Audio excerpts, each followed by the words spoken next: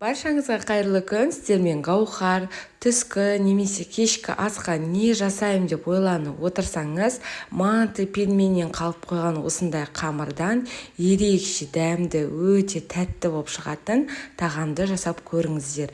Видеоны соңына дейін қарайып, лайк басып, каналыма тіркелуді ұмытпаймыз, достар. Алдымен етті жақсылатып, төрт бұрышты етіп, осылай ұсақтап турап аламыз. Еттерімізді жақсылап турап, жуып алғаннан кейін табамызды қыздырып, сұйық майымызды құйып, енді туралған еттерімізді 4-5 минуттай қызарғанша осылай қуыратын боламыз. Бұл видеода мен бұл тағамды бірінші рет жасап тұрмын, бірақ та дәмі деген керемет болып шығып, маған өте қатты ұнады.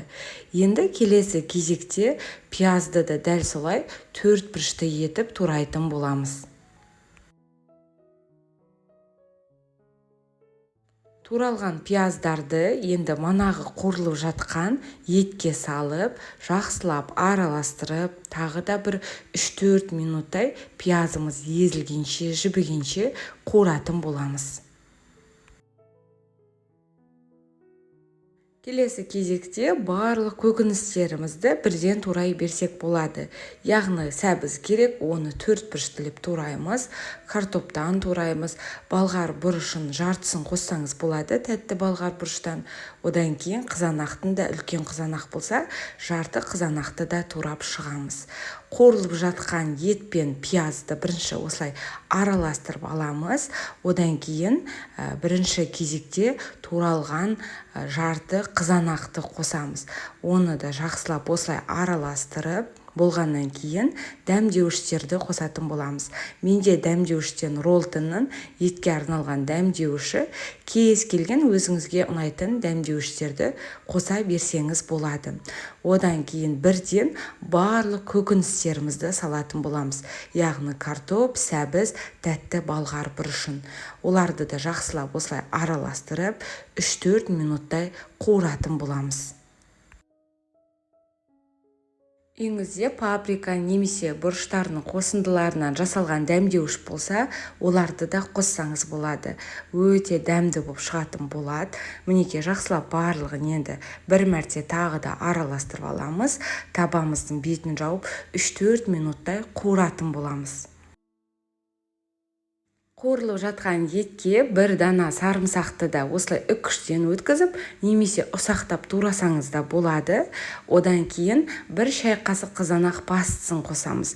Қызанақ пастысын мол болғанын қаласаңыз, онда бір аз қасықтан да қоссаңыз болады. Енді қуырылып жатқан етке қайнаған суды құямыз. Суымыз көп болмауы қажет, көкөністеріміз батып тұрса жеткілікті. Одан кейін бір шай қасық тұзымыздан қосамыз, дәміне қарай араластырып, бетін жауып, 15 минутқа бұқтырлы, жақсылап асықпай, осылай қуырып алатын боламыз. Пельмень, мантылардан қалып қойған қамыр болса, оны міндетті түрде пайдаланамыз. Әдемілетіп осылай жұқалатып, жайып шығып, бетіне сұйық майды құятын боламыз. Сұйық майды барлық жеріне қиып болғаннан кейін, енді әдемілетіп қолымызбен барлық жеріне бір текті етіп жағып шығатын боламыз. Одан кейін оқтаудың көмегімен осылай қамырымызды орап, ортасынан бөліп, видеодағыдай 4 бұрышты формаларды жасап шығамыз. Етіміз әдемі болып қайнап жатыр.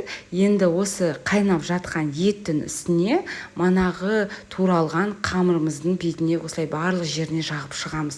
Қыздар, уайымдамаңыздар, сұйық майдың арқасында біздің қамырларымыз бір-біріне жабыспай шығады.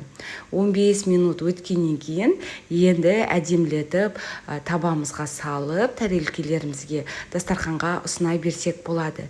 Бірінші кезекте барлық қамырларын осылай бөлек алып шығамыз. Одан кейін бетіне манағы әдемілеп қуырылған көкөністер мен еттерді салып шығамыз. Сорпасын осылай алып тастайтын боламыз.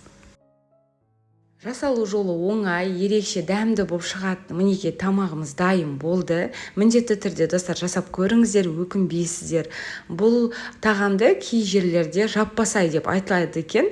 Әрине әр елде, әр қалада ол әртүрлі болып айтылады. Мінекей енді дайын болған тағамды қалай жейміз деген сауалға осылай бірінші қамырын аламыз.